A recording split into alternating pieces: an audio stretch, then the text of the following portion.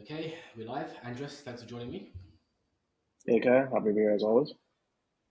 Excellent. Okay, so the top story from this week's DXP report newsletter, or DXP 360 newsletter, should we say, was Vercel and Sanity making the partnership public.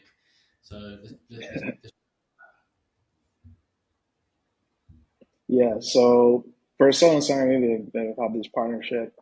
Um, I think maybe a few months ago, a few weeks ago, I'm not quite sure, they released a feature enabling Sanity Studio to be embedded in Next.js apps, obviously Vercel being the creators of Next.js.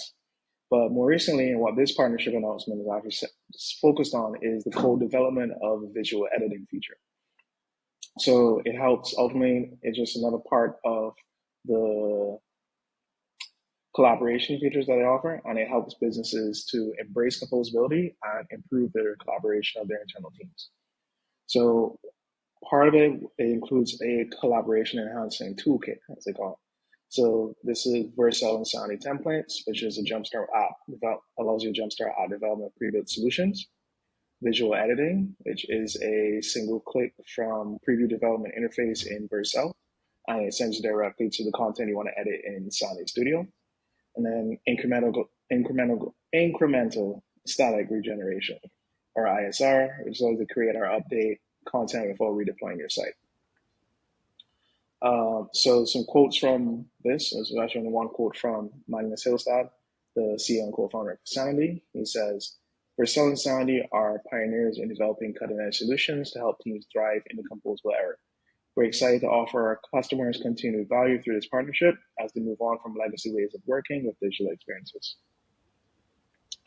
Um, my initial thoughts on this is it's just another in the long line of partnerships, collaborations, recent feature rollouts we've been featuring on DSP 360 newsletter the last few weeks and months, all about making it easier for enterprises to work together internally and basically embrace composability.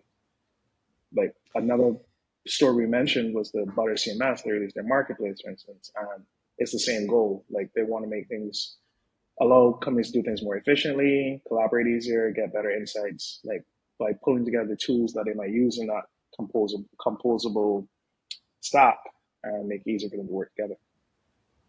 Yeah, for sure. I totally agree with your thoughts on this. The visual editing and the ISR, the incremental static regeneration, is game changing for me.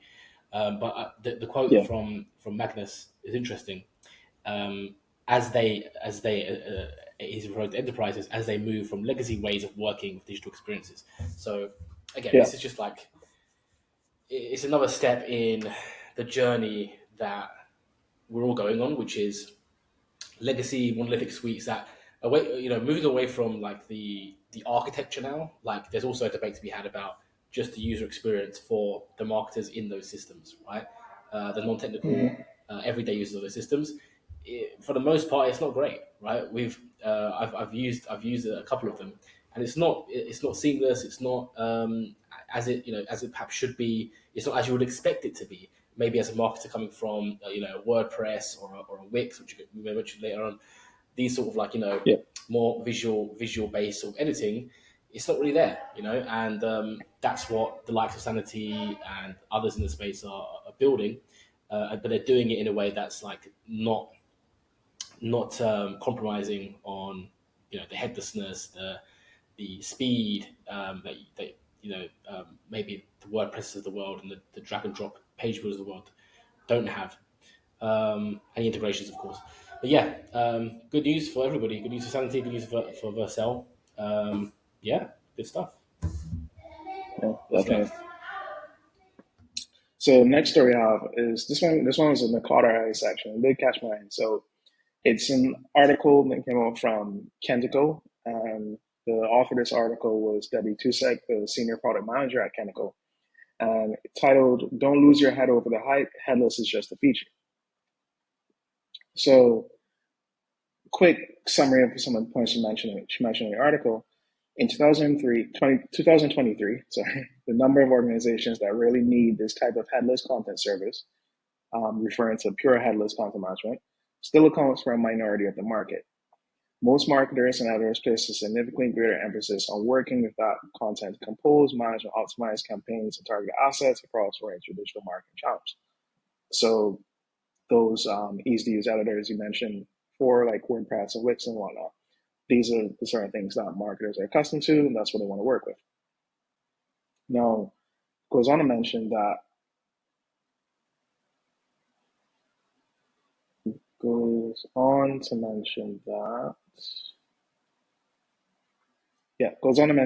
most progressive headless CMSs, they've been developing new content authoring solutions, making it easier for marketers to like not have to go through the technical burden of relying on developers all the time.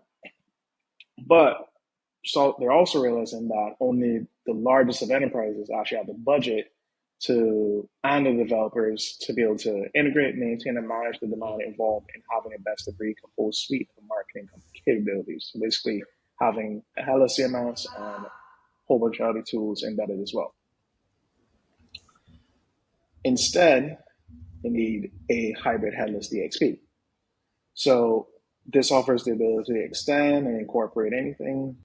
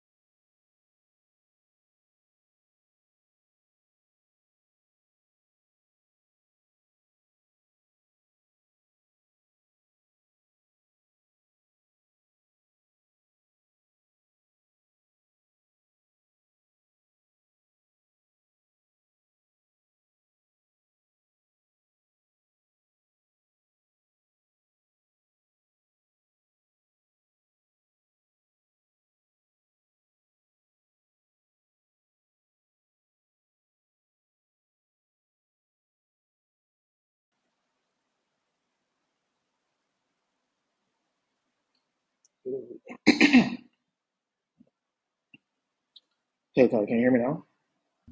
Yeah, perfect.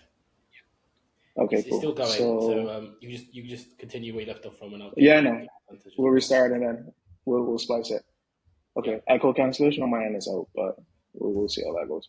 Okay, so Fine.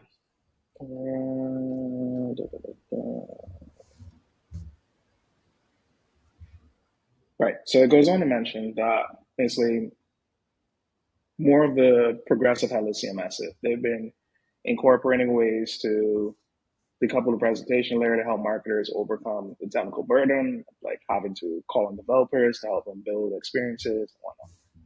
But they're also realizing that large enterprises seem to be the only ones that have the budget to and the development capacity actually to kind of integrate and maintain and manage the demand involved in having a best of breed composed suite of marketing capabilities. So basically CMS, analytics, customer journey management, all those sort of things that you need to incorporate into the digital experience.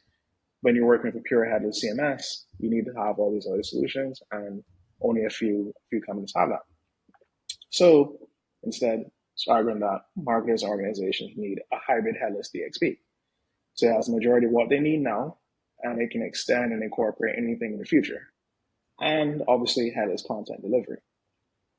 So if you're working with a DXP, this is where you're saying that headless is just a feature, because in the sense that if you have a DXP that's offering you multiple capabilities, not just content management, but maybe analytics, maybe other solutions as well, or to easily pull in those from other solutions, it headless just becomes a piece of the puzzle rather than the main thing. And you also meant that it kind of shows that headless isn't a silver bullet to all the problems. It's just a capability you can leverage. And it goes on to have like the article goes on to have a comparison table of like traditional CMS versus headless CMS, DXPs with headless, and then the hybrid headless DXP. So my initial thoughts on this, it's first of all, it's a very eye-catching and engaging title. So it definitely makes you wonder, like, wait a minute, headless is just a feature, especially if you're in the industry. But the premise of what the article is arguing is true. It's like, as nice as going headless is and the benefits you can get with it, like omnichannel content delivery, what have you, it there needs to be a mix between what you're giving marketers and also what enterprises themselves they need when they're building their technology stuff. Headless alone isn't going to be an NL be all. And as we alluded to with like Wix and like even WordPress, so Wix just released their headless Wix, headless WordPress as being a thing. One of the things I'm wondering is if we do consider headless just a feature, what's going to happen to the industry in, I don't know, 5, 6 years when essentially headless becomes mainstream? Because before it was a case where, and that's it's still what it is now, you move from a legacy CMS to a headless CMS because it doesn't offer you omnichannel content delivery, or maybe it wasn't built for that, so it's harder to do it. But if headless becomes just a feature that all these traditional platforms have, where does that leave the rest of the industry? That's just something that kind of crossed my mind. Yeah, it's interesting, and I mean, I agree with you in the sense that Kentico is right here to an extent, right? They are right, just like most other vendors have an argument, which is also right. The difference being, it's right for different vendors. Sorry, it's right for different enterprises at different points in their company's journey, right? So Yeah, what you just said at the end there is like, we may be at a point where we're, headless as a feature is like commoditized and democratized, and everyone's got that. And what's the difference? But the counter argument would be, as much as I think Kentico's got a good argument here, the counter argument is not all headless systems are built the same, right? They're not all equal, right? So yeah, that this would be the counter argument from the other side of the fence, which is, well, if headless is a feature for you, that's great, and that would work for enterprises who just need headless as a feature. But what that intrinsically kind of insinuates potentially would be that, well, how robust are your headless features and the supporting, ecosystem around that? For example, a very good yeah, example is just on the same podcast talking about Sanity and Vercel, right? That yeah. partnership, that integration at that level, right? It's more than just like a surface level, integration. That's a deep partnership happening there, resulting in these, the embedding of Sanity into Vercel and so on and so forth. That's a very, that's a mature headless CMS right there, right? It's not the same as just Wix Mm-hmm. coming out and saying, hey, we're headless now as well. It's not quite the same. There's maturity beyond just the feature of it. Not to mention the fact that the feature itself may be from platform to platform a little bit different, a little bit easier to work with. Again, more integrations, a bigger marketplace of existing integrations you can just like plug and play, versus starting from scratch. So as usual, there's nuance to it, and as usual, no one's 100% right or 100% wrong. But Kentaco makes a good argument for themselves. It's just, for themselves as a DXP, a hybrid headless DXP. This is a very good argument for it, and there's a lot of enterprises out there Yeah. that would fit that, it would suit them, right? But the Mm-hmm. market is broad, and there's plenty of platforms out there, and there's different flavors of headless, right? And different enterprises are looking for different flavors. So all in all, great argument, but there's other arguments out there for other scenarios. That's where I'll leave it. Yep. Definitely. Okay, cool. I think we're done. Until next week, Andres. Thanks for joining me. See you next week. See ya.